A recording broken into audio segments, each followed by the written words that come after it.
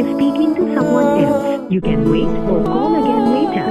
आपने जिस व्यक्ति को कॉल किया है वह अभी दूसरी कॉल पे व्यस्त है। कृपया प्रतीक्षा करें या कुछ समय बाद कॉल करें।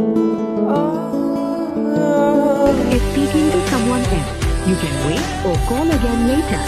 आपने जिस व्यक्ति को कॉल किया है वह अभी दूसरी कॉल पे व्यस्त है।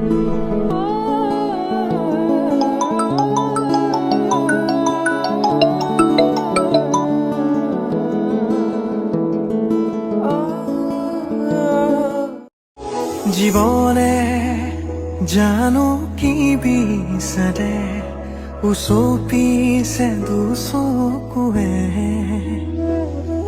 আশাবোৰ কোতেনো আমি যি বিচাৰো সেয়াই জীৱন নহয়